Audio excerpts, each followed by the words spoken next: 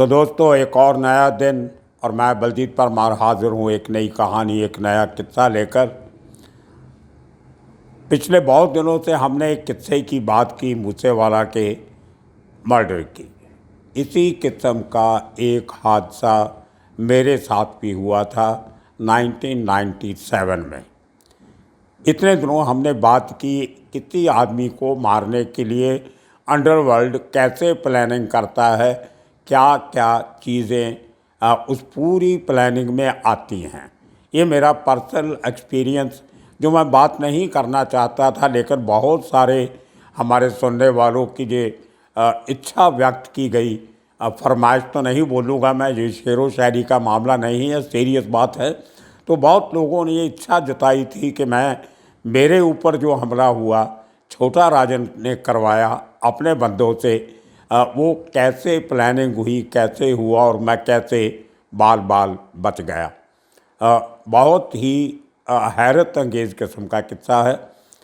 मैं कोई ऐसा आदमी नहीं था जो किसी गैंग के लिए कोई खतरा होता या मेरी वजह से किसी का कोई गैंग को नुकसान हो रहा था। हाँ, एक फाइनेंशियल लॉस बहुत बड़ा मेरी वजह से छोटा राजन का हो गया था। कारण मैं बताता हूँ कि मुझे क्यों मारना चाहते थे। छोटी सी बैकग्राउंड देता हूँ।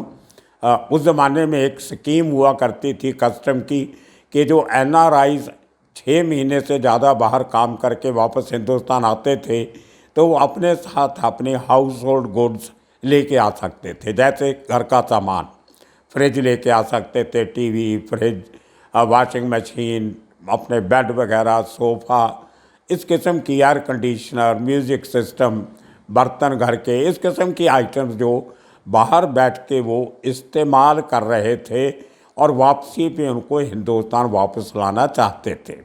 तो वो पूरा सामान एक कंटेनर में भर दिया जाता था। तो वो बाई सी आता था कंटेनर, और उसको रिसीव करने के लिए बॉम्बे के कस्टम हाउस में एक डिपार्टमेंट था जिसका नाम था बैगेज सेंटर था, एक अनअकम्पनीड बैगेज सेंटर UBC।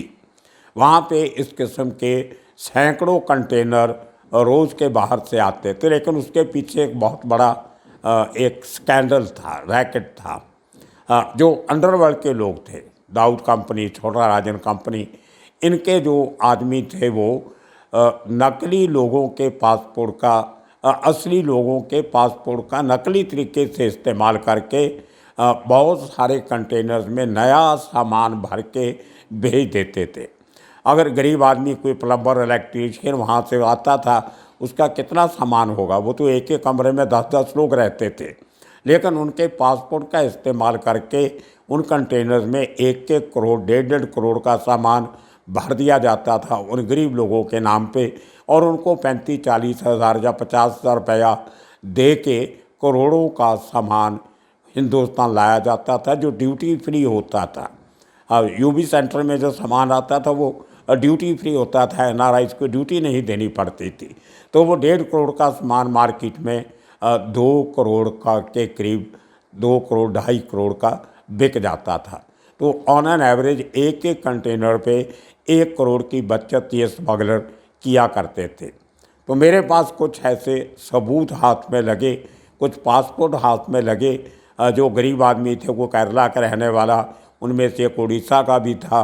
तो उन लोगों के मैंने पासपोर्ट डिटेल लेके एक 3 पार्ट की सीरीज़ अपने अखबार बॉम्बे आई में छाप दी, पार्ट 1, पार्ट 2, पार्ट 3, कि कैसे इतना बड़ा स्कैंडल किया जा रहा है, कस्टम की ड्यूटी की चोरी की जा रही है और गरीब लोगों के नाम पे उनको एक्सप्लॉइट किया जा रहा है। तो मेरी उन रिपोर्ट्स को बेस लेके CBI ने एक केस प्रिपेयर किया और UB सेंटर पे बहुत बड़ी रेड की।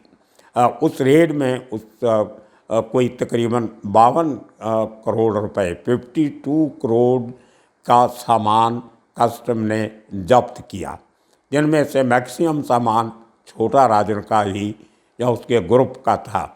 उसमें एक प्रिवेंटिव ऑफिसर था वहाँ पे सेंटर में, जो स्कूल में छोटा राजन के साथ पढ़ा करता था, तिलक नगर का रहने वाला था।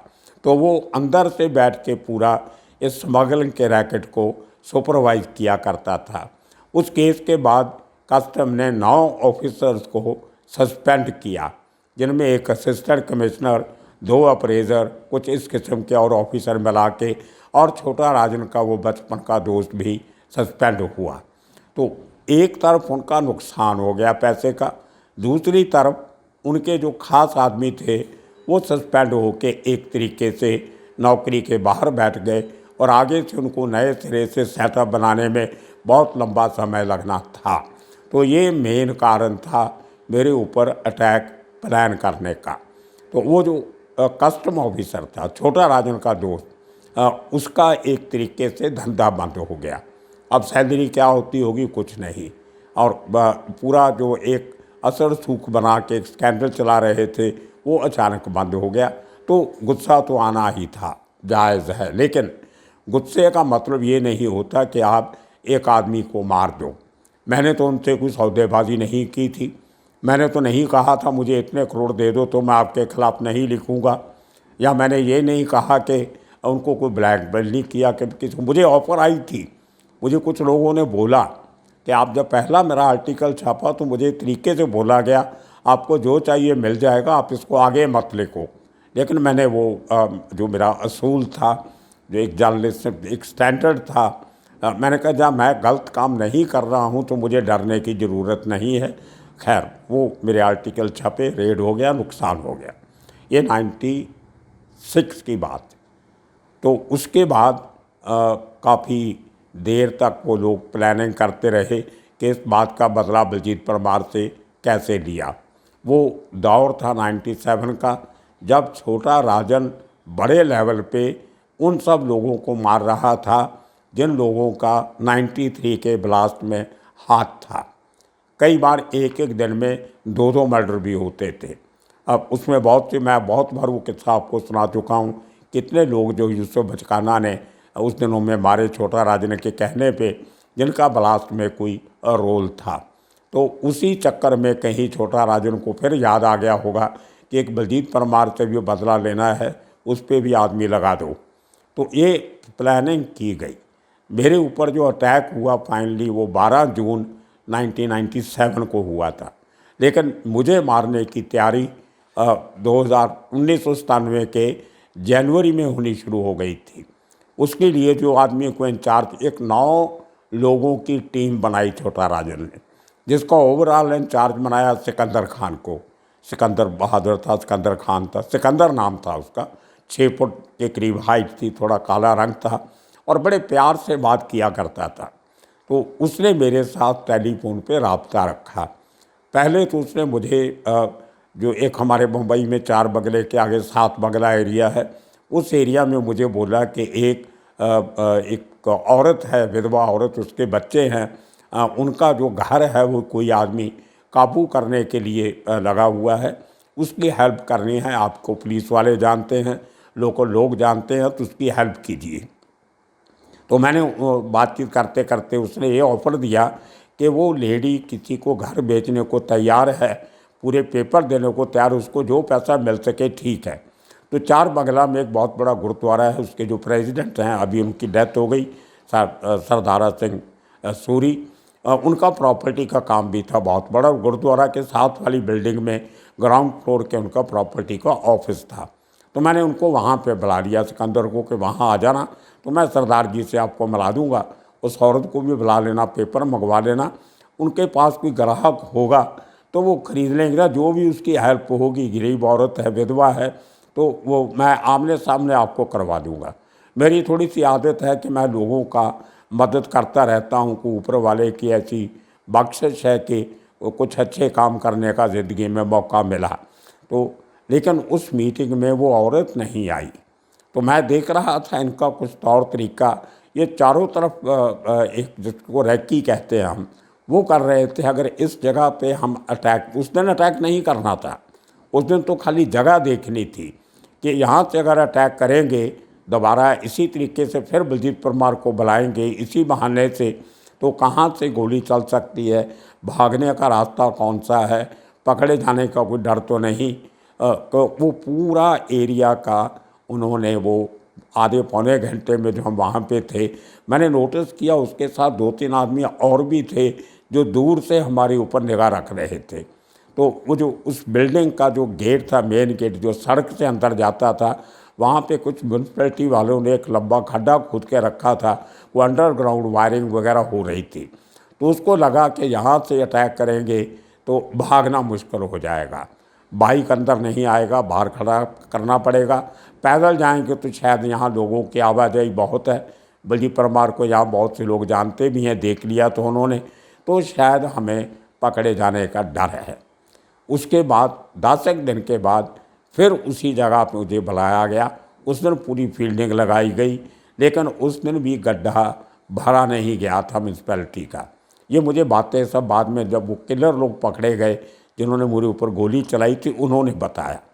उसके बाद उन्होंने वो प्लान छोड़ दिया। और फरवरी एंड या मार्च के बिगनिंग में साइन कोलीवाड़ा एरिया में एक बहुत बड़ा हॉल है, षणमुख नंदा हॉल, जहाँ पे उस ज़माने में मुंबई के सारे प्रेस्टीजियस इवेंट जो फिल्म फेयर अवार्ड नाइट्स होती थी, बड़े बड़े म्यूज़िक कंसर्ट्स वहाँ हुआ करते थे। उसके सामने एक कॉर्नर पे ईरानी का रेस्टोरेंट था। तो इसी किस्म का एक और बहाना ला के मुझे उस ईरानी के रेस्टोरेंट में बुलाया गया। अब सिकंदर से मेरी बातचीत हो चुकी थी, अच्छी बातें करता था, कुछ और इशू लेके फिर वहाँ ईरानी के रेस्टोरेंट में चाय पीते पीते उसने वो कहानी सुनाई। तो उसके लिए लेकिन वहाँ भी कुछ ऐसा हुआ कि काफ़ी सारे लोग, साइन कोलीवाड़ा में उस एरिया में रहता था मैं, तो लोग आते जाते, परमार पाजी क्या हाल है, कैसे हो। तो 10-12 लोग मुझे उस रेस्टोरेंट में भी जानने पहचानने वाले मिल गए। तो वहाँ भी मैंने नोटिस किया कि जो लोग चार बगला के गुरुद्वारा के पास उसके साथ दूर खड़े रह के बैरकी कर रहे थे, उनमें से एक आदमी मैंने फिर स्पॉट किया। उस आदमी का नाम था चिकना, पहला नाम मैं भूल गया अभी, गोरा चिट्टा यंग लड़का था, कोई 20-21 साल की उम्र होगी, बहुत स्मार्ट कपड़े पहनता था। वही लड़का चार बगला में भी था और वही लड़का इस रेस्टोरेंट के बाहर भी खड़ा था। एक और लड़का होता था जो हमेशा सिकंदर के साथ रहता था, लेकिन उसने कभी मुझे उसके साथ इंट्रोड्यूस नहीं करवाया। खैर, तो वहाँ पे भी 3 हमारी मीटिंग हुई, 3 बार वहाँ पे उन्होंने कोशिश किया होगा, लेकिन इतनी आवाजाही थी कि इतना वहाँ पे भीड़ भड़का रहता था।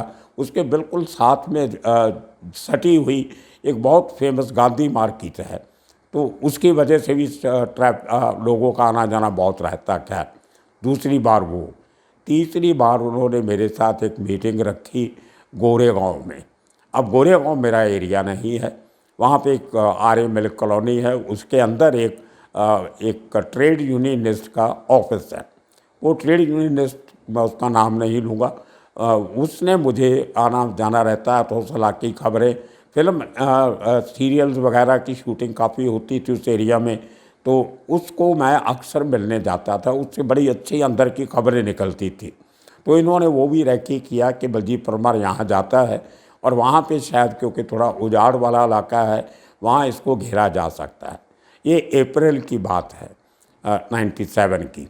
तो लेकिन वहाँ पे तकलीफ़ ये थी कि जितनी गाड़ियाँ अंदर जाती थी उनको टोल देना पड़ता था और वहाँ पे आपकी गाड़ी का नंबर लिखा जाता था।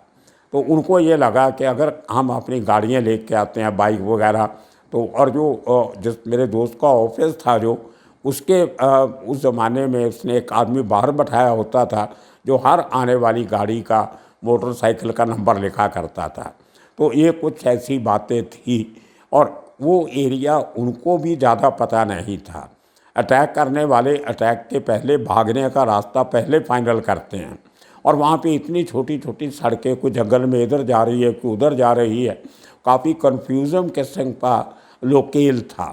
तो उनको वो वायबल नहीं लगा कि यहाँ पे अगर अटैक किया भी तो भागने के रास्ता कन्फ्यूजिंग है। और एक और कारण भी था, मेरा जो ट्रेड यूनियनिस्ट लीडर जो दोस्त था, उसके पास लाइसेंस वेपन थी और एक लड़का उसके साथ और था जिसके पास भी हथियार था। शायद उन्होंने वो भी देख लिया होगा कि यहाँ का हम गोली वोली चलाते हैं तो शायद रिटेलिएटरी फायर हो सकता है, वो अबैंडन किया। फिर उन्होंने ज़ीरो डाउन किया मेरे घर के ऊपर। मेरे घर के बाहर उन्होंने 11 दिन उसी चिकना ने रैकी किया। कभी वो साइकिल पे आता था, कभी मोटरसाइकिल पे, कभी टैक्सी में। लेकिन मैंने कभी ध्यान नहीं दिया कि ये क्यों मिलते हैं, बातचीत करते हैं, अच्छा काम लेके आते हैं। तो लेकिन फाइनल स्टेज पे नहीं पहुंचता था। तो उसके बाद 12 जून तक कुछ नहीं हुआ, तो मैं भी थोड़ा सा रिलैक्स था कि चलो अभी इतने दिनों से कोई उसका फ़ोन वोन नहीं आया, मैं भूल भुला गया। लेकिन वो 11 दिन मेरी रैकी करके उसने ये नोटिस किया कि मैं रोज़ अपने घर से 11 साढ़े 11 के बीच में दादर अपने ऑफिस जाने के लिए निकलता हूँ। तो मेरा ड्राइवर आ जाता था 11:15 के करीब, गाड़ी वाड़ी साफ़ करके वो रेडी रहता था। मैंने आना कभी 11:15, कभी 11:10 पे, कभी 11:20 पे, लेकिन 11:30 के पहले पहले मैं निकल जाता था। तो वो उन्होंने नोटिस किया और वहाँ पे फील्डिंग लगाई।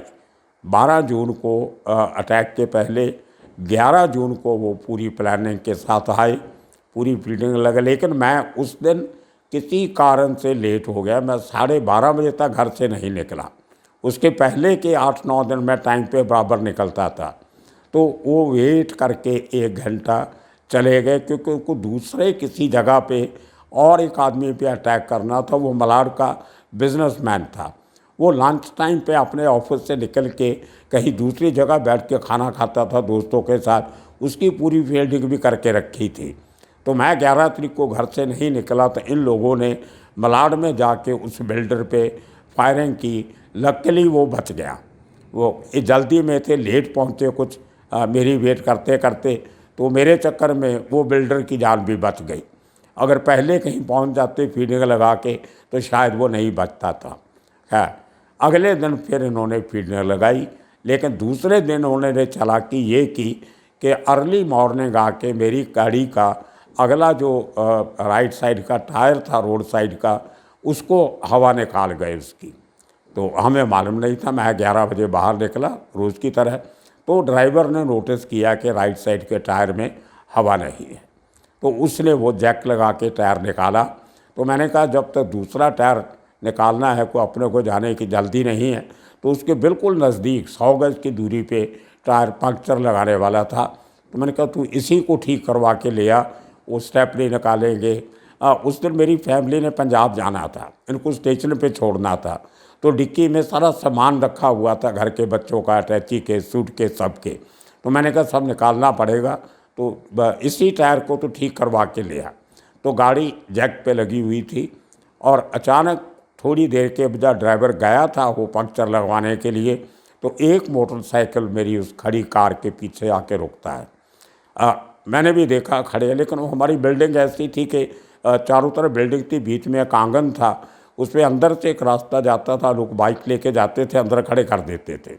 तो मैंने लगा कि शायद बिल्डिंग में मुझे उस बिल्डिंग में गए हुए ज़्यादा दिन नहीं हुए थे, कोई तकरीबन 1 महीना हुआ था। सब लोगों को जानता नहीं था, पहले दूसरे घर में था, वहाँ पे शिफ्ट किया था। एंटोपल में सरकारी मकान था। एंटोपल पुलिस स्टेशन से 50 गज की दूरी पे मेरा घर था। उसी रोड पे पहला घर मेरा और आखिरी बिल्डिंग में पुलिस स्टेशन था। आप देखिए उनकी हिम्मत कितनी, पुलिस स्टेशन से 50 गज दूर भी नहीं जहाँ पे मेरा घर था, और मेन उसी रोड पे पुलिस स्टेशन है, एक तरफ उसी रोड पे मेरा घर है, ग्राउंड फ्लोर। तो उन लोगों ने वो बाइक आगे लिया, थोड़ा मेरी गाड़ी के आगे क्रॉस करके बिल्कुल मेरे सामने तकरीबन 6-7 फीट की दूरी पे बाइक खड़ा किया। तो मैं जो बिल्डिंग के अंदर रास्ता जाता था, सीमेंटेड छोटा था, उस पर खड़ा था। मुझे लगा कि शायद इनको अंदर जाना है, तो मैं 2 कदम पीछे हो गया कि इनको मोटरसाइकिल लेके अंदर चले जाएं। लेकिन वो अंदर नहीं गए, वो मेरी तरफ देख रहे तो मेरे पीछे देख रहे थे। ये बात मैं इसलिए बता रहा हूँ कि मुझे एक मौका मिला उनको देखने का। मैंने उनकी शक्लें देखी, वो 1.5-2 मिनट का जो टाइम था, तो उससे मुझे कुछ ऐसा नहीं लगा कि मेरी जान को कुछ खतरा है या ये कुछ खतरनाक लोग हैं। अगर वो आते ही फायरिंग कर देते तो शायद मैं अनप्रिपेयर्ड था, मारा जाता। लेकिन वो जो 1.5-2 मिनट का मुझे समय मिला, उसमें मुझे एक उनको देखने का, उनके सामने खड़े रहने का एक वो साधन बना रहा। असल में बात ये थी, मेरी पीठ के पीछे वो जो चिकना जो स्पॉटर था, जिसने उन किलर को बताना था, ये दोनों नए लोग थे, पहले मैंने कभी सिकंदर के साथ नहीं देखे थे। एक बाइक चला रहा था, एक बाइक के पीछे बैठा था। तो चलाने वाला जो आदमी था वो क्वाइट हेल्दी था, चौड़ी छाती थी, और वो दोनों तरफ से हाथ पकड़ के हैंडल पे बैठा। तो पीछे जो लड़का था वो बहुत पतला था, मेरे से भी बहुत कमज़ोर, और वो पीछे था। मैंने बहुत अच्छी तरह दोनों की शक्ल देखी। इतने में उनको सिग्नल नहीं आ रहा था चिकना का कि इसी आदमी को गोली मारनी है। तो वो चिकना ने इतने दिन मेरी रैकी की थी, मुझे देखा था, उसने इशारा करना था, ही इज़ द पर्सन।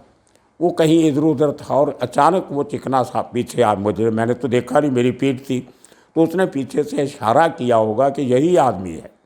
तो वो इशारा उसका मिलते ही जो बाइक के पीछे आदमी बैठा था, उसने अपने राइट साइड पे एक वो बॉक्स बना हुआ था बाइक पे, उसको खोला, मैंने देखा।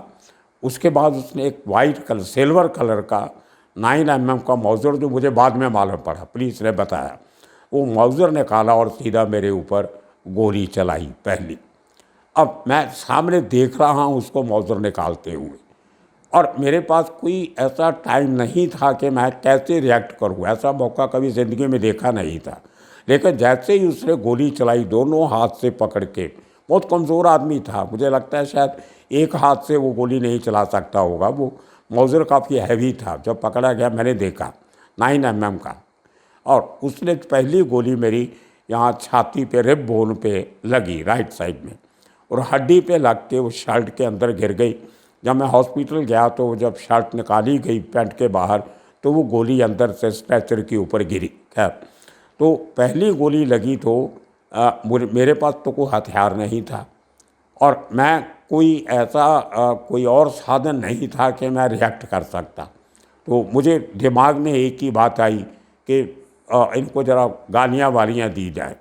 तो मुझे हिंदी, पंजाबी, उर्दू, मराठी में जो गालियाँ आती थी माँ बहन की और किसी किस्म की, मैंने वो थोड़ा ज़ोर से गालियाँ देनी शुरू कर दी, और उनको पूछने लगा, तुम कौन हो, किसके आदमी हो, किसने भेजा। फॉर फ्यू सेकंड्स मैं भूल गया कि मेरे ऊपर गोलियां चल रही हैं। मैं अपने एक गुस्से में, अपने उसमें हताश में, मैं उनको गालियां दे रहा हूँ। और दूसरी गोली लगी, वो मेरी हाथ के आर्म पेट के नीचे से लगती हुई, वो पीछे कांच था दूसरी घर का, उसको चीरती हुई पीछे वाली दीवार में 2.5 इंच अंदर जाके घुस गई दीवार में। जैसे मूसे वाला केस में वो मंदिर की दीवार में गोलियां लगी थी, मुझे वो किस्सा याद आ गया। 2.5 इंच वो गोली 9mm की लंबी गोली थी, आगे से बारीक, वो अंदर पुलिस वालों को बाद में मिली। खैर, तो दूसरी जब गोली यहाँ लगी तो मुझे रिएक्शन, नेचुरल रिएक्शन, मेरे रिफ्लेक्शन बहुत क्विक होते हैं, तो मैंने हाथ आगे कर दिया कि उसका एम यहीं पे है, तो और कोई हथियार नहीं है मेरे पास, कोई बचाव का साधन नहीं है, तो हाथ खाली था, वो मैंने आगे कर लिया।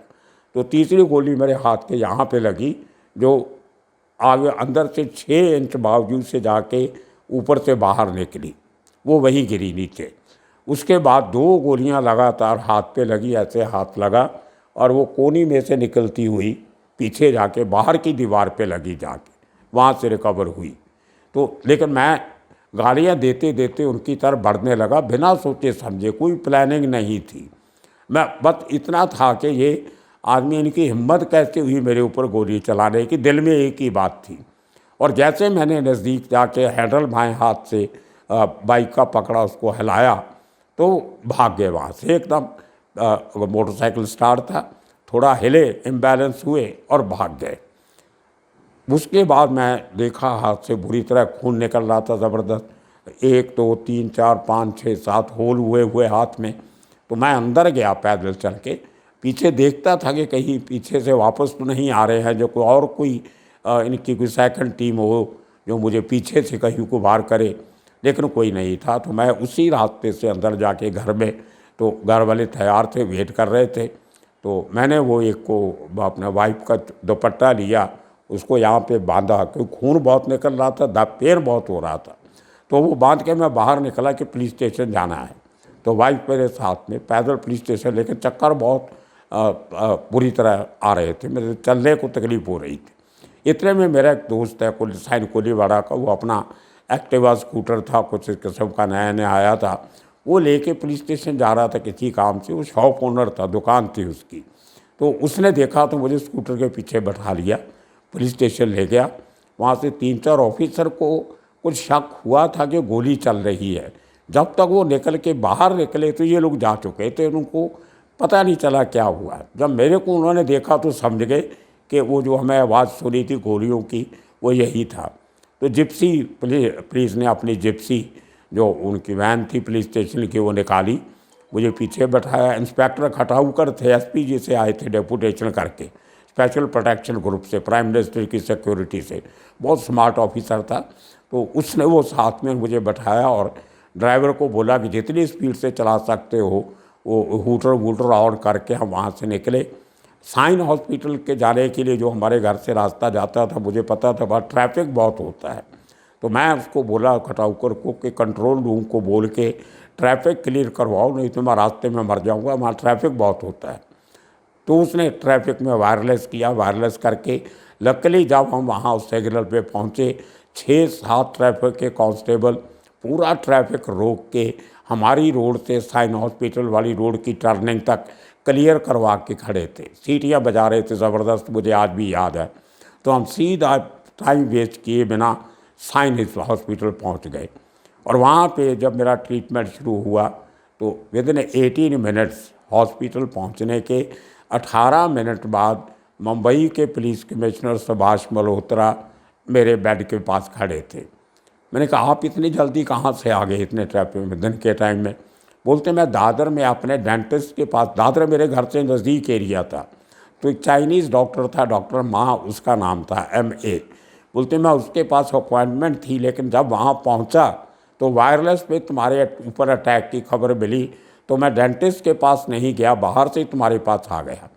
और जैसे ही वो वायरलेस पे मैसेज फ्लैश हुआ कि पुलिस कमिश्नर साइन हॉस्पिटल पहुँचे हैं, बलजीत परमार को गोली लगी है, तो जितने बड़े ऑफिसर थे, दोनों तीनों एडिशनल कमिश्नर, चरण सिंह आज़ाद, के वारंगल, सब लोग वहाँ पहुँच गए, पूरा टॉप ब्रास पुलिस का, सबके सब जानते थे, अच्छे रिश्ते थे सबसे।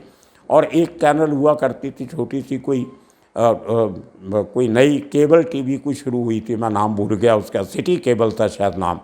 उन्होंने खबर चला दी कि बलजीत परमार को गोली चली और वो मर गया। बाद में चेंज कर दिया कि वो इंजर्ड हुआ है, साइन हॉस्पिटल में है।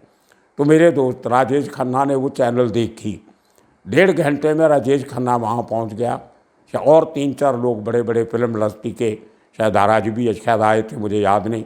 तो ये फिल्म इंडस्ट्री के लोग आने शुरू हो गए, हॉस्पिटल में मेला लग गया। बलजीत परमार को कौन जानता है, वो तो राजेश खन्ना को देखने खड़े थे। तो फिर पुलिस वालों ने मुझे बोला कि आप सबको रिक्वेस्ट कीजिए फिल्म वालों को कि ये चले जाएं, बाहर हॉस्पिटल के काम में दिक्कत आ रही। तो मैंने उनको रिक्वेस्ट किया सबको, तो उनको लगा कि अब मुझे जान को खतरा नहीं है, गोलियां ज़्यादा हाथ में लगी हैं, छाती पे ज़ख्म था, एक हाथ के नीचे था, तो ये ठीक हो जाएगा, जानलेवा नहीं है। तो ये वो किस्सा था। लेकिन आखिर में मैं एक बात बता दूँ, इस किस्म के जो काम होते हैं वो उनकी सज़ा ज़रूर मिलती है। जो लोग रैकी करने वाले थे वो लोकल लोग थे, और जो आदमी गोली चलाता मेरे ऊपर वो मेरे ही एरिया का रहने वाला महेंद्रा शेलार अलियास माया शेलार, प्रतीक्षा नगर का रहने वाला, जहाँ का माया ढोलस रहने वाला था। उसको वो एरिया बहुत अच्छी तरह पता था। जब 1.5 महीने के बाद पकड़ा गया, एंटोपिल में उसको लाया गया, और मोटरसाइकिल चलाने वाले को जोसेफ जॉर्ज को लाया गया, वो कर्नाटका का क्रिश्चियन था। उनको पूछा गया कि मैंने उसको पूछा माया शेलार को, मैंने कहा तुमने 9 मर्डर किए हैं, मुझे समझ नहीं आती कैसे किए। तो उन्हें 5 गोलियां मेरे ऊपर चलाई, लेकिन टकाने पे एक भी नहीं लगी। तो उसका कहना था कि आपने जो गालियां दी हमें, वो उन्होंने मुझे अनसेटल कर दिया। मराठी में उसका बोलने का मतलब था कि आपकी गालियां सुन के मैं घबरा गया। तो जो मेरे साथ इंस्पेक्टर थे वहाँ पुलिस स्टेशन के, वाली शेट्टी, जता ही शेट्टी शायद नाम था, उन्होंने कहा कि ये गालियाँ भी अपने आप में हथियार होती है। तो मुझे भी अच्छा लगा, मैंने कहा बढ़िया, और कोई हथियार नहीं तो गालियाँ दो, मीन शोर शराबा डालोगे, लोगों का अटेंशन आपकी तरफ होगी, कोई ना कोई आपको बचाने आ जाएगा। लेकिन अल्टीमेटली हुआ ये कि उन 9 लोगों में से 8 लोग मारे गए। 4 लोग पुलिस एनकाउंटर में मारे गए और 4 लोग दाऊद इब्राहिम के साथ आपसी लड़ाई में, गैंग वार में मारे गए, इंक्लूडिंग सिकंदर। वर्ली में पासपोर्ट ऑफिस के बाहर उसका एनकाउंटर हो गया। एक आदमी बचा, माया शेलार, वो जेल में था। उसकी 4 बार बेल हुई डिफरेंट केसेस में, उसने बेल एक्सेप्ट नहीं किया, जेल से बाहर नहीं निकला। उसको डर था कि बाहर निकलूँगा तो या तो पुलिस मार देगी या दूसरे गैंगस्टर मार देंगे। अल्टीमेटली ऐसा ही हुआ। थाना कोर्ट ने उसकी बेल, उसको बोला कि अभी आपको जेल में नहीं रख सकते, तो बार बार बेल रिफ्यूज़ कर रहे हो, आप जाओ, आपको ये पर्सनल बॉन्ड पे उसको छोड़ दिया। और 3.5 साल की सज़ा होती है और उतना समय उसने ऑलरेडी जेल में काट लिया था। तो जैसे ही वो जेल के आंगन से बाहर, कोर्ट से बाहर निकला और वहीं पे थाना पुलिस ने उसका एनकाउंटर कर दिया।